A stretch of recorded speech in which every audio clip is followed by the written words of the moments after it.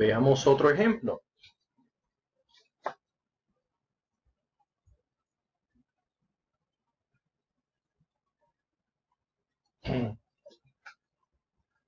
(3x²) f de x es igual a 3x² más x menos 5. 3x² más x menos 5. Nosotros estamos ante una expresión que tiene tres términos. ¿Cómo yo sé que es un término? Un término es una pequeña expresión que está formada por coeficientes y variables de modo tal que no pueden haber variables con el mismo exponente, sino la expresión estaría no simplificada.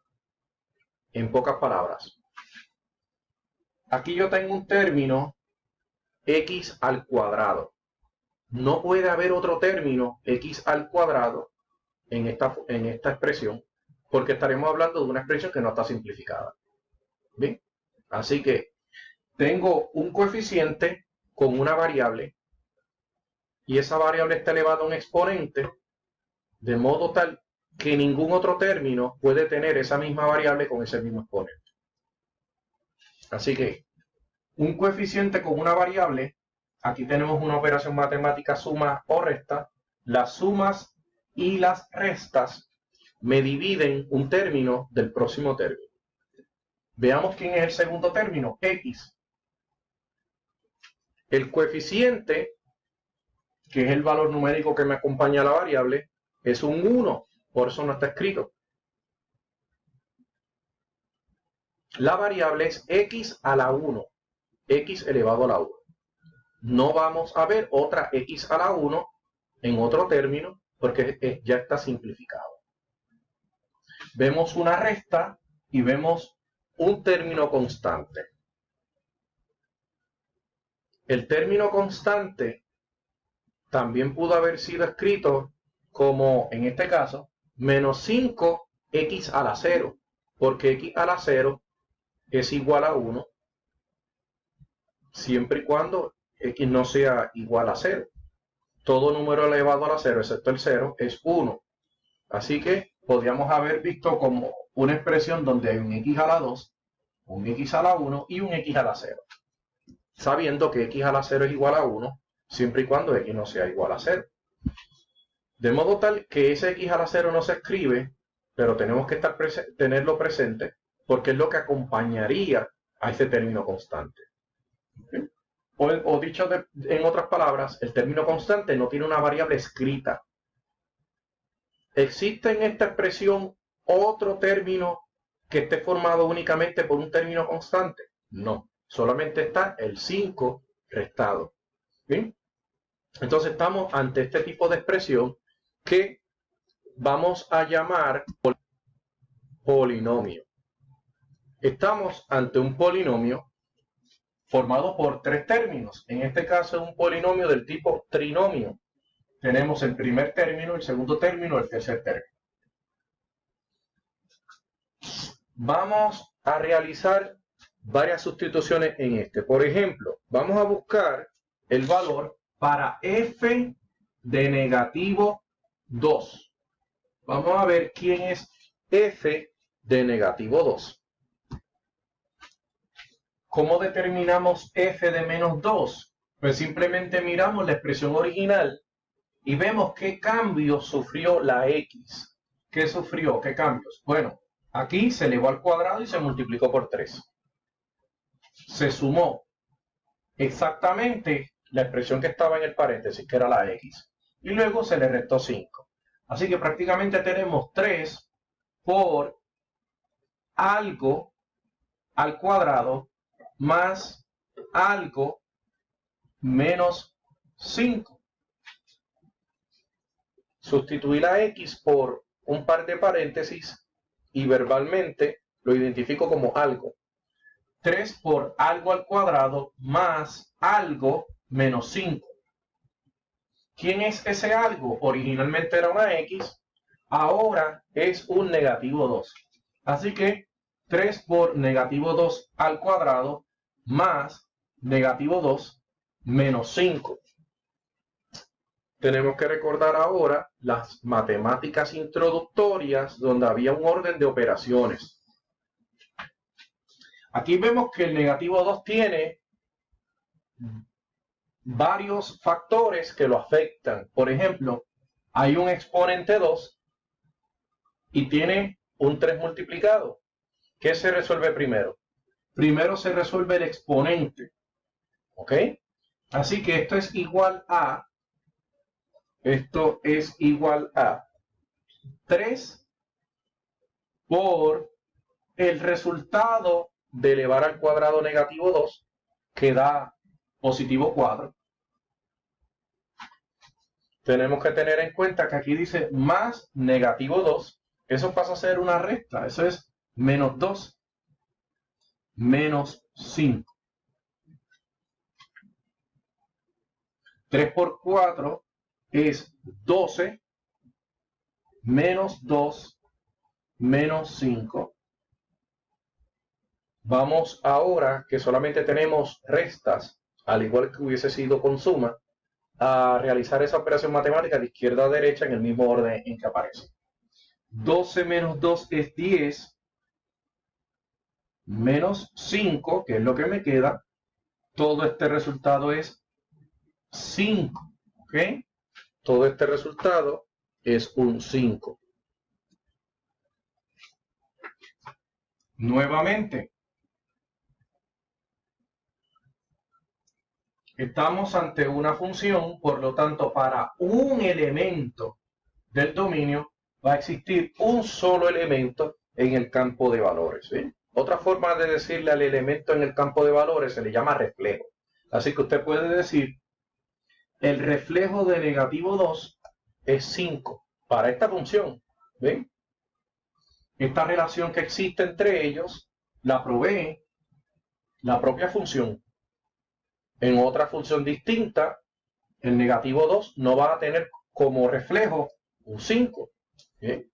Por ejemplo, en el caso de x cuadrado, negativo 2 pasó a ser un 4, cuando estábamos hablando de f de x igual a x al cuadrado. Aquí no, aquí estamos hablando de f de x igual a 3x cuadrado más x menos 5. Así que se le hacen otras modificaciones.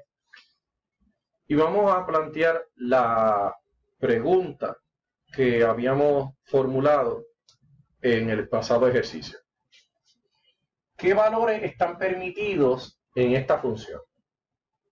Lo primero es que estamos ante un polinomio. Los polinomios, ¿cómo yo sé que estamos ante un polinomio? La variable no está en forma de fracciones y sus exponentes no son ni números negativos ni números en forma de fracción. Son números naturales, de hecho. Aquí tenemos un 2 y aquí tenemos un exponente 1. Si hubiésemos tenido como exponente un medio, 2 tercios, es decir, fracciones, o hubiésemos tenido como exponente números negativos, ya no estaríamos ante un polinomio, estaríamos ante otra expresión del tipo racional, pero que no es un polinomio. Todos los polinomios, por definición, van a tener como dominio los números reales. Todos los polinomios van a tener como dominio los números reales.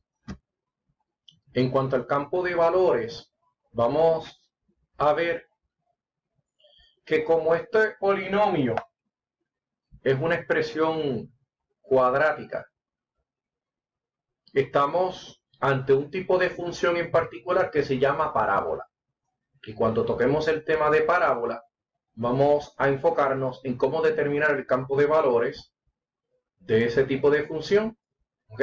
Así que por el momento no vamos a decir el campo de valores porque necesito llegar primero al tema de parábola para que nosotros podamos primero saber que estamos ante una parábola y vamos a ver que en ese tema vamos a determinar diferentes partes de una parábola, como el eje de simetría, el vértice, el foco, la directriz, y gracias al vértice nosotros podemos establecer el campo de valores.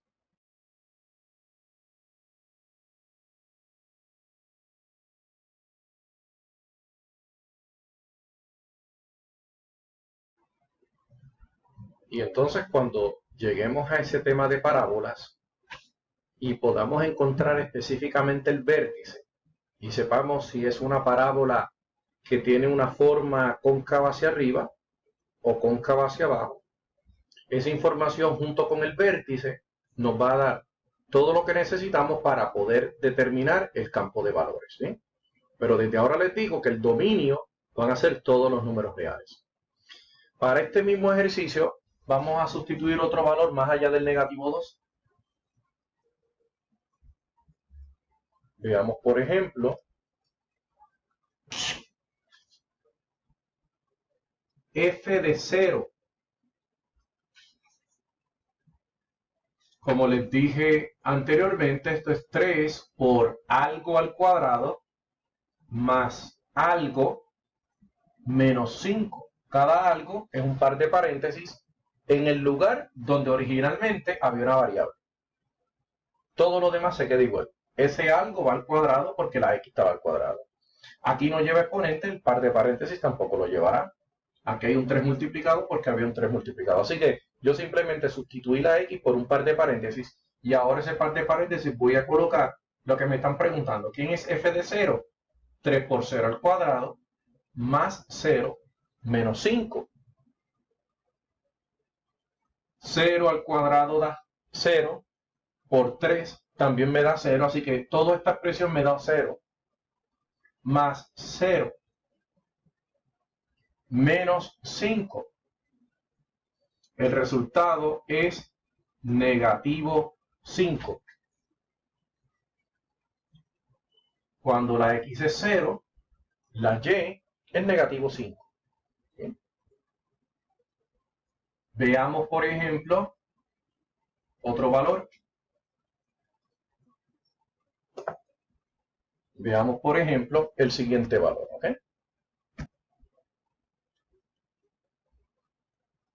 F de positivo 2.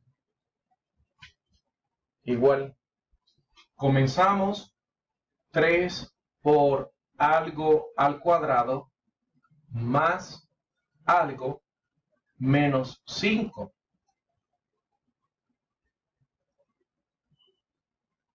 Ese algo es un 2, así que tenemos 3 por 2 al cuadrado más 2 menos 5. ¿Cómo simplifico esta expresión? 2 al cuadrado es 4. Por 3, 12. 12 más 2 menos 5. Toda esta serie de números sumados o restados se van a resolver en el mismo orden en que los voy leyendo. 12 más 2 es 14, menos 5, el resultado es un 9. 14 menos 5 es igual a 9. ¿Bien? ¿Qué otra pregunta te podrían hacer? Podrían ser fracciones, que sería un poco más complicado. Pero, por ejemplo, vamos a resolver quizás